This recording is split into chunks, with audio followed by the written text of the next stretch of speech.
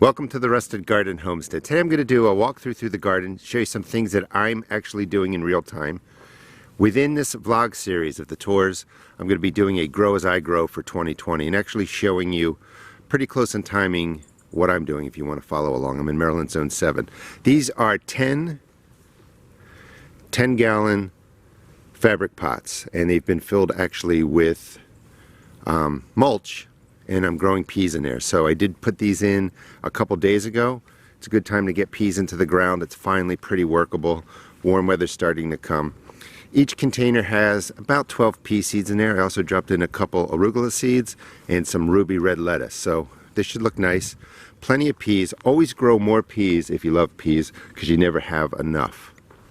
Also today, as I go through the tour, if you want to skip to the end, I'll show you how I'm planting radishes, lettuces, a couple other greens, and peas right into the earth soil, into the garden beds. Container area is doing pretty good.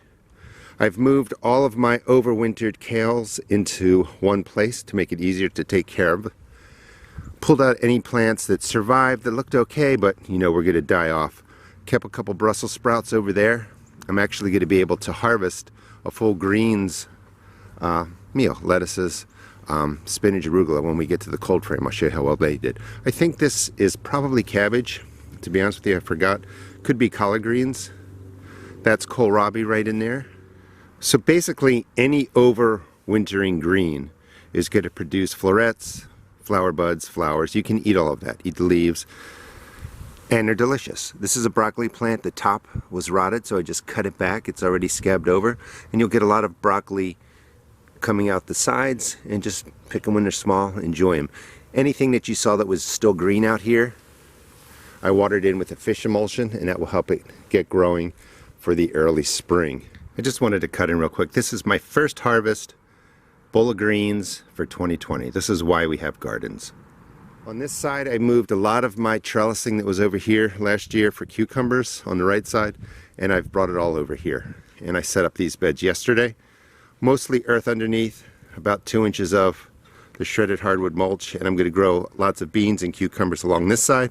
And the whole strategy is to the right is the sun, so I want my shadows to be cast this way when it's early morning like it is now, and then the shadows will go that way come 12, 2 p.m. or something like that. So I'm just basically going to have more sun over here for tomatoes, peppers, zucchini and such. So let me show you one more part of the garden. This has been fixed up, and I might put in a little mini fence around here. As people, or as I tour through my bigger garden, I want people to get ideas of what they might use in a smaller space or in their yards. You don't have to have a garden as big as mine, but this is a perfect setup for a family of 4. There's no bottoms in these, so they're technically raised beds. I'm going to plant this up as if you were just doing this, for 2 adults and 2 kids. On the right side is all shredded hardwood. I just did a video, I'll link, showing you how you can set up a bed and plant directly in the shredded hardwood. All right, let me take you out to some of the stuff I'm mulching in the wooded area, and then we'll go over and we'll start the planting for the grow as I grow. So this is my cold frame. This was an experiment. It works. I'm going to build a couple more this year. This all overwintered and grew in here. So my first harvest for 2020, I was even able to grab a couple of Brussels sprouts. So I'm going to go turn that into a salad. So this is the area where I put in a bunch of mushroom plugs, dropped in logs in the beginning of last year. And I did actually get mushrooms. It freaked me out a little bit because even though I know what I put in there, I was like, well, what if this is just one that wasn't supposed to grow? Do I eat it? Anyway, I left them because I wanted them to just do their thing, multiply more, and we'll see how it goes this year. And I'm going to look for a couple of friends that know more about it. But in doing that, I decided to get lion's mane mushrooms, which you can't mistake for any other mushroom. It's really wild looking, it's delicious, tastes a little bit like seafood. So I got mulch brought in from our landfill. It was free, you had to pay for delivery, so it's really inexpensive. Have about 4 inches around here, drawing it out from the woods. I'm going to have higher piles around here, higher piles in the shading area, and I'm going to really put the lion's mane all through here so that it's unmistakable. I don't need to worry, and I know exactly what mushroom I'm going to pick and eat. But I have to learn, so don't just, you know, go out and pick mushrooms. It can be dangerous, but there's a lot of people that know exactly what they're doing. See if you can find friends, help you out. But you can see how I'm pushing this mulch into the wooded area.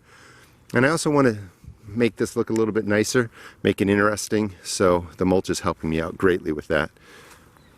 I'm going to be dropping in berry bushes, other edible plants, and just using the edge of the forest area here. All right, let's walk over to my other garden, my kitchen garden basically, and we'll get to planting. So this is my other garden. This is something that's great for a family of 3, 4, 5. We'll go over there in a second.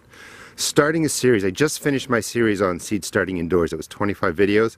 I'll put that in the playlist, or I'll put a playlist into this video in the description and into the iCards.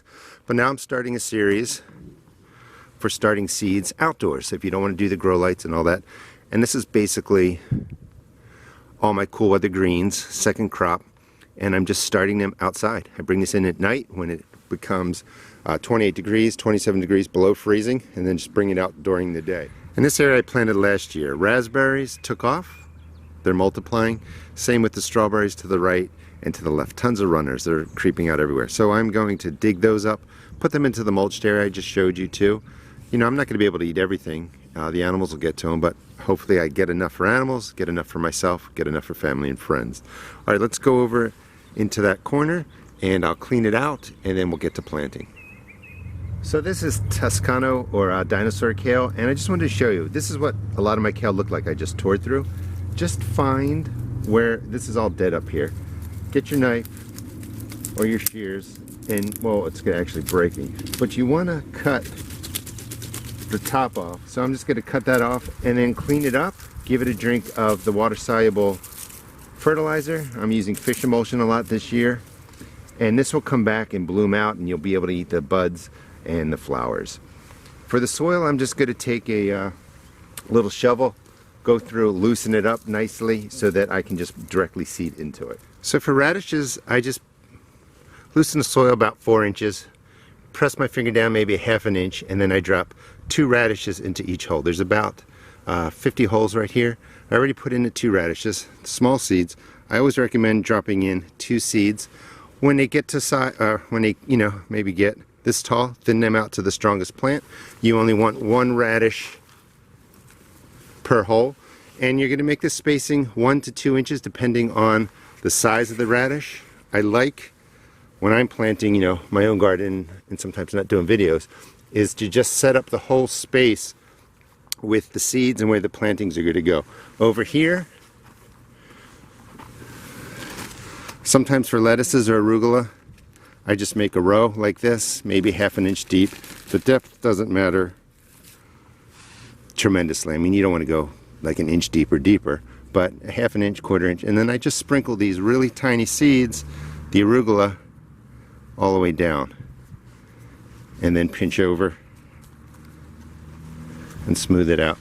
In here are lettuces. I sometimes do a lettuce row, and I just drop a seed every inch or 2 if I'm going to grow the lettuce more small in size for, you know, cut and come again lettuce. If you want a bigger head, spread out the distance 3 inches, 4 inches, 5 inches, all the way up to 12 inches, depending on the heading size of your lettuce. But I put 2 seeds in each hole. I'll let this, you know, get to maybe 4 inches and I'll start cutting it back. I don't thin these out, 2 or 3 seeds in a hole, and it is going to be cut and come again lettuce. In here is spinach. I don't know if you can see in there. 2 spinach seeds per hole. What's that? Maybe 2 or 3 inches in width. 2 seeds in there. Cover it up. Now, because I have rabbits, I recommend go to the dollar store, get these dish racks. They are really inexpensive. And then I can just cover them and get left alone by the rabbits, so I don't worry about them. The greens over here, the spinach, the lettuce, the arugula will get watered in with a water-soluble fertilizer, probably fish emulsion at probably half strength. Don't feed your radishes. If you give radishes nitrogen, they tend to grow a lot more leaves than a nice big fat radish bulb. And then for peas, if I'm planting in the ground, I do it all kinds of different ways, but 1 or 2 inches apart, and I just set them up. Push them in 1 inch deep. I have 2 rows going, peas have to trellis. They have hollow stems. And don't worry, 1 inch, 2 inches apart. Sometimes I put 2 peas into a single space. They have to trellis because they have hollow stems. I like to use the smaller dish racks just across there, keep the rabbits from getting to it, and then I'll put some stakes in there. I dropped in the stakes. The peas will grow right through here. You're not going to have to remove that. They don't get any water-soluble fertilizer. They fix their own nitrogen. Everything will get watered in and fed as I described. The stakes will support the peas. The peas will actually climb up each other, up the stakes. This way when the wind comes, they're not going to get blown over or break. I just loosened up the first 4 inches of the soil. I don't turn my beds really anymore unless there's a problem. Peas, radishes, the greens, all in. Now I have a lot of space. The reason I didn't fill up everything is because you don't want 100 radishes maturing at once. You don't want 100 spinach plants maturing at once. So put in your first wave, wait about 2 weeks, you can plant some more. Thanks for watching. Hope you're able to get started in your garden. It's 54 degrees now. The morning started out at 28. I actually had to wait for this because it was frozen. Please check out my seed shop at therustedgarden.com. Please subscribe. I will take my winter garden and hopefully fill it full of life this year. Thanks for watching.